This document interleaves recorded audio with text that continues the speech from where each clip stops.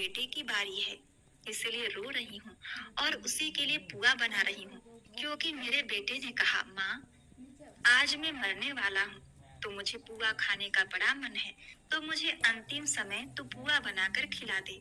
तो हे बेटे, आज मैं उसी की इच्छा पूरी करने के लिए पुए बना रही हूँ। वह लड़का बोला, हे बूढ़ी माँ, वह पुआ मुझे खिला दे, तेरे बेटे की जगह पर मैं चला जाता हूँ। बूढ़ी माँ ने खीर पुए उसे खिला दिए। खा पीकर वह सो गया। रात को राजा के सैनिक उसे लेने आए, तो बूढ़ी माँ ने अपने बेटे की जगह उसको वहां भेज दिया। दैत्य के सामने पहुंचने पर उसने चौथ माता की आंखें दैत्य की तरफ फेंक कर कहा, हे चौथ माता, यदि मेरी माँ मेरी सलामती के लिए व्रत करती है तो दैत्य का सिर कट कर गिर जाए। अब माता का चमत्कार देखिए। तुरंत दैत्य का सिर कट गया। लड़का वापस आ गया। राजा ने उसे उपहार देकर विदा किया। अब चलते चलते दूसरे राज्य के नगर में पहुंचा। इस राज्य में आमा तभी पकता था जब एक इंसान की बलि दी जाती थी।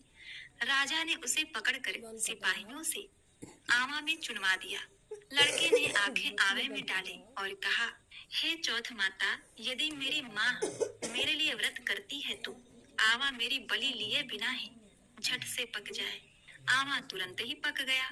आवे में से मिट्टी की जगह सोने चांदी के बर्तन निकले। अंदर से लड़का बोला, बर्तन धीरे निकालना भैया, मुझे लग नहीं जाए।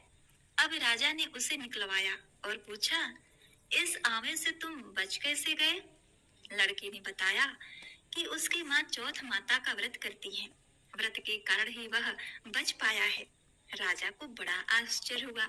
उसने एक चांदी की सुराही मंगवाई और कहा कि इस सुराही की नली से निकल कर दिखाओ, तभी मुझे विश्वास होगा।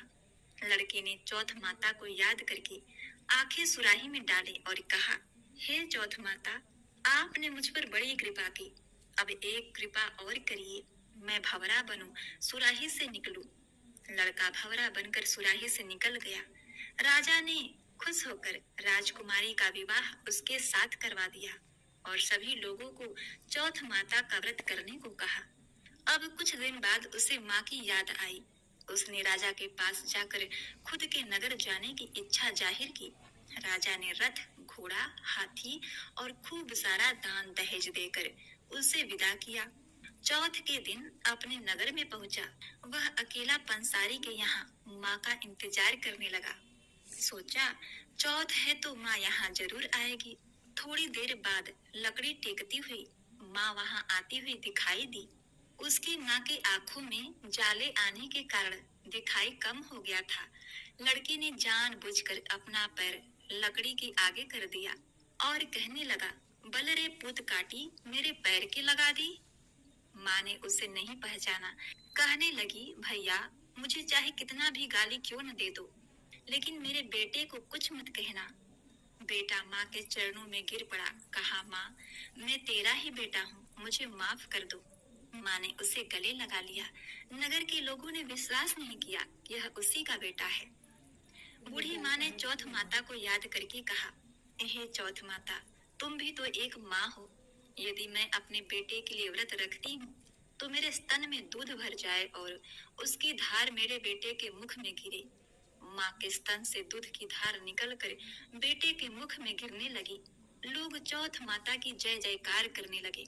उस नगर के सभी लोग चौथ माता का व्रत करने लगे। हे चौथ माता, जैसे बूढ़ी माँ और उसके बेटे की सहायता की, वैसे ही हमारी भी करना। कहानी कहते सुनते हुंकारा भरते सभी पर अपनी कृपा दृष्टि बनाए रखना। बोलो चौथ मात की जय। जय श्री गणेश। उमापति शिव।